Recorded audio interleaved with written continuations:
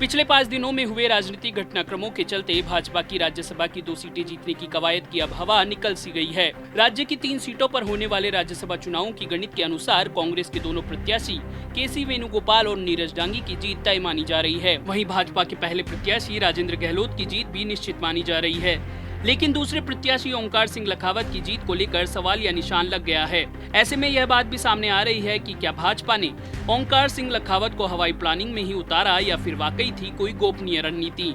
आखिर क्या है पूरा मामला, जानने के लिए देखिए पॉलिटॉक्स की एक खास रिपोर्ट। ये है टॉक्स न्यूज नेटवर्क और आप देख रहे हैं पॉलिटॉक्स, राजनीति का कच्चा चिट्ठा।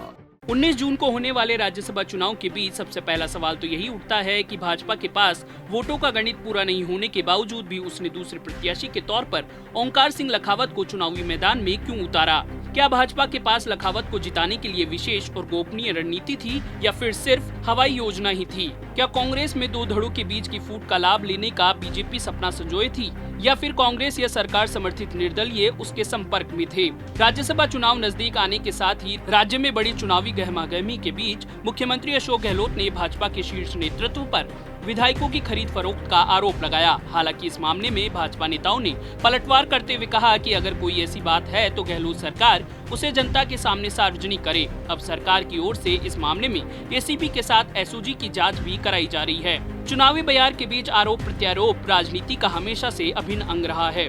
जहां एक और भाजपा नेता कांग्रेस में विधायकों की सरकार से असंतुष्टि की बात को आधार बना रहे हैं, वहीं कांग्रेस नेताओं का आरोप है कि उनके विधायकों को खरीदने के लिए 25 करोड़ तक का ऑफर दिया गया है। खरीद फरोख्त की खबरें आने के बीच मुख्यमंत्री अशोक गहलोत ने सभी विधायकों की जयपुर के एक रिसोर्ट में बाड़ेबंदी कर दी है।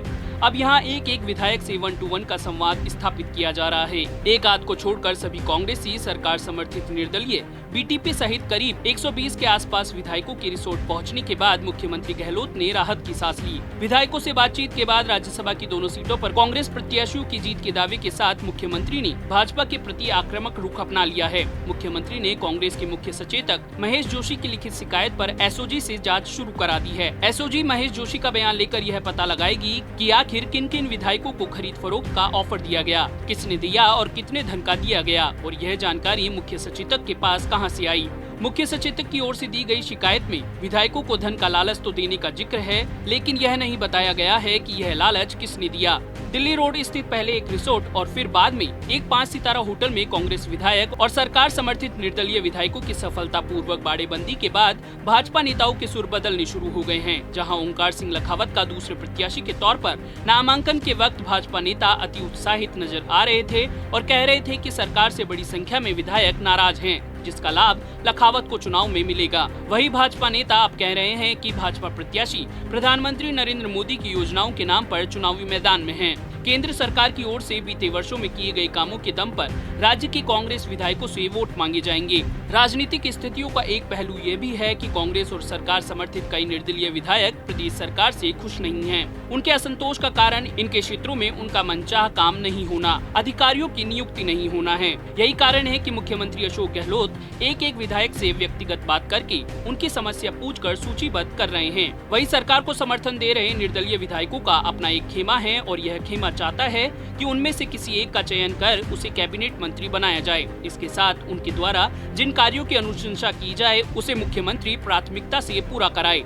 राजस्थान की 3 सीटों के लिए 19 जून को चुनाव होने हैं। यह सीटें भाजपा के 2 और कांग्रेस के 1 राज्यसभा सदस्य का कार्यकाल पूरा होने पर खाली हुई है। इस दौरान राज्य में हुए विधानसभा चुनाव के बाद कांग्रेस की सरकार बनी। ऐसे में राज्यसभा की 3 सीटों के लिए वोटों का समीकरण बदल गया। मोटे तौर पर कांग्रेस के पास 125 तो भाजपा के पास 75 विधायकों का समर्थन है। ऐसे में संख्या बल के हिसाब से कांग्रेस की 2 सीटों पर जीत निश्चित मानी जा रही है। वही भाजपा ने भले ही 2 प्रत्याशियों को चुनावी मैदान में उतार दिया हो, लेकिन एक प्रत्याशी की हार तय मानी जा रही है। मध्य प्रदेश और गुजरात के घटनाक्रम से सबक ले चुकी कांग्रेस के आला नेता राजस्थान में कोई चूक नहीं होने देना चाहते। यही कारण है कि जयपुर रिसोर्ट या होटल में एकत्रित किए गए विधायकों से कांग्रेस के केंद्रीय नेता खुद संवाद कायम कर रहे हैं। यह नेता विधायकों की नब्ज टटोलने के साथ उनकी नाराजगी को दूर करने का हर संभव प्रयास कर रहे हैं। इसके साथ ही हर तरह के घटनाक्रमों पर पैनी नजर बनाए हुए हैं और पूरी रिपोर्टिंग केंद्रीय नेतृत्व यानी आला कमान को जा रही है।